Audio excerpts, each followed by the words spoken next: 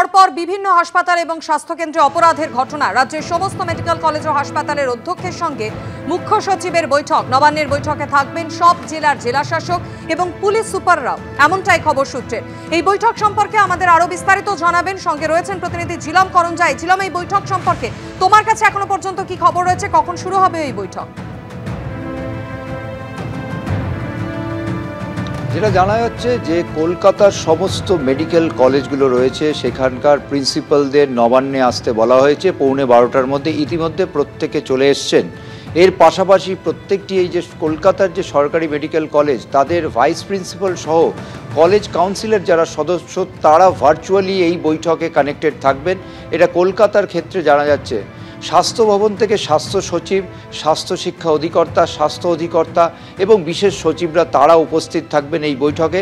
এবং জেলা থেকে বিভিন্ন জেলার মুখ্য স্বাস্থ্য আধিকারিক, জেলা প্রশাসক এবং পুলিশের যে কর্তা তারা উপস্থিত থাকবেন। কলকাতার ক্ষেত্রেও পুলিশ কর্তাদের মধ্যে অধিকাংশ এই যে নবান্নের বৈঠকে উপস্থিত থাকবেন। জেলার যারা আছেন তারা অবশ্যই ভার্চুয়ালি যুক্ত থাকবেন। এই হাসপাতাল, সরকারি মেডিকেল কলেজ, স্বাস্থ্যকেন্দ্রে সেখানে নিরাপত্তা পরিষেবায় সমস্ত বিষয় নিয়ে সামগ্রিকভাবে আলোচনা করা। যে পরামর্শগুলো দেওয়া হয়েছিল, নির্দেশ দেওয়া হয়েছিল, সেইগুলো কতটা কার্যকরী হয়েছে, কোন ক্ষেত্রে ত্রুটি আছে, বিচ্যুতি আছে, কোন জায়গাগুলো কাজ এখনও সম্পূর্ণ হয়নি, এই সমস্ত বিষয়ে বিশ্লেষণ হবে বলেই জানা যাচ্ছে। এবং ইতিমধ্যে সমস্ত সরকারি মেডিকেল কলেজ এবং স্বাস্থ্য দপ্তরের যে বিভিন্ন জেলার দপ্তর আছে, প্রধান কার্যালয়, সেখানে আজ সকালে এক দফা বৈঠক হয়ে গেছে। নিরাপত্তার পরিস্থিতিগুলো কি আছে, পরিকাঠামোর কী কী ত্রুটি বিচ্যুতি আছে, কি প্রয়োজনীয়তা আছে, কি চাহিদা রয়েছে, কি রিকোয়ারমেন্ট ইত্যাদি, সেগুলো একটা তালিকাও তৈরি করা আছে। সেমনটাই জানা যাচ্ছে স্বাস্থ্য ভবন এবং বিভিন্ন জেলা স্বাস্থ্য আধিকারিকদের কার্যালয় সূত্রে। ধন্যবাদ ছিল। রাজ্যে আসন্ন এসআইআর বিএলওদের সঙ্গে এবার দেখা যাবে সহকারী বিএলওদের। যে সমস্ত বুথে 1200-রও বেশি ভোটার রয়েছে সেখানেই এই সহকারী বিএলওরা থাকবেন। রুমা পাল আমাদের প্রতিনিধি রয়েছেন আমাদের সঙ্গে টেলিফোন লাইনে। রুমা, দেখো, জানিয়ে রাখি আর মাত্র কয়েকটা দিন তারপরেই কিন্তু এই এসআইআর ঘোষণা করে দেবে নির্বাচন কমিশন, এবং সেই কথা মাথায় রেখে কিন্তু এবার দেখা যাবে বিএলওদের সঙ্গে অ্যাসিস্ট্যান্ট বিএলও তাদেরও নিয়োগ করা হবে। কিন্তু যে বুথে বেশি ভোটার রয়েছে, যেখানে 1200-রও বেশি ভোটার রয়েছে, সেখানে অতিরিক্ত বিএলওদের দেখা যাবে। এবং যেহেতু এসআইআর এর কাজ অতিরিক্ত বেশি রয়েছে এবং সে কারণে বিএলওরাই কিন্তু এই দাবি করেছিলেন কমিশনের কাছে, সেই দাবি কিন্তু কমিশন মেনে নিয়েছে এবং সেক্ষেত্রে বিএলওদের সঙ্গে সহকারী বিএলওরাও থাকবে।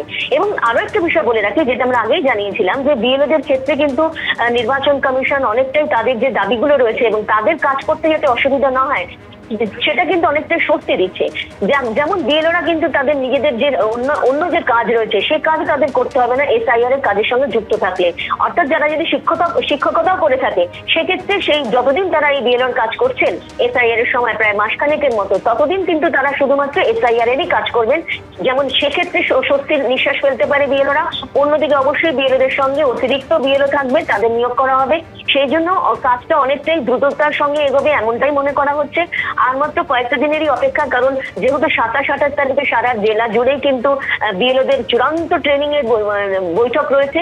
সেক্ষেত্রে মনে করা হচ্ছে আর মাত্র কয়েকটা দিন, তার মধ্যেই কিন্তু এই অক্টোবরেই নির্বাচন কমিশন এসআইআর দিনক্ষণ ঘোষণা করে দেবে। নভেম্বরের একদম প্রথম সপ্তাহতেই এসআইআর শুরু হয়ে যাচ্ছে। এই প্রস্তুতি রেখেই কিন্তু এখন প্রত্যেকে এগিয়ে যাচ্ছে যারা এই এসআইআর সঙ্গে যুক্ত। প্রত্যেকের কমিশনও কিন্তু ইঙ্গিত দিয়েছে খুব দ্রুত তারা ঘোষণা করতে চলেছে এসআইআর কবে হবে।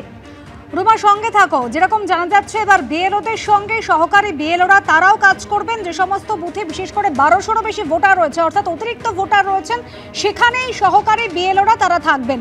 রুমা পাল রয়েছেন আমাদের সঙ্গে। রুমা, এর আগে তাদের ওপর অতিরিক্ত চাপ পড়ে যাচ্ছে, কাজের চাপ অত্যন্ত বেশি, এই নিয়ে কমিশনকে নালিশ জানিয়েছিলেন বিএলওরা, তারপরেই কি এই সিদ্ধান্ত? দেখো, একদমই তাই। কারণ নির্বাচন কমিশনের যে বিশেষ টিম যখন কলকাতা সফরে কলকাতায় আসে, বিভিন্ন জেলায় তারা যায় এবং বিএলওদের সঙ্গে মুখোমুখি তারা কথা বলে। বিএলওরা কিন্তু একাধিক তাদের যে সমস্যার কথা, কারণ যেহেতু তারা একদম গ্রাসরুট লেভেলে কাজ করছেন, তারাই কিন্তু মূল কাণ্ডারি, প্রত্যেক ভোটারের কাছে যাচ্ছেন, তাদের ইনফরমেশন নিচ্ছেন, সেক্ষেত্রে তাদের অনেক অসুবিধার মধ্যে পড়তে হচ্ছে বা তাদের অনেক অসুবিধার কথা বলেন। কারণ এসআইআর এর কাজ একটা অনেক বড় পদ্ধতি, সেক্ষেত্রে কাজ করতে গেলে তাদের যে নিজস্ব কাজ, শিক্ষক শিক্ষকতার কাজ, অন্যান্য কাজ রয়েছে, সেক্ষেত্রে কিন্তু তাদের কাজ করা খুব অসুবিধা হবে। সেই অসুবিধার কথাও কিন্তু তারা জানিয়েছিলেন।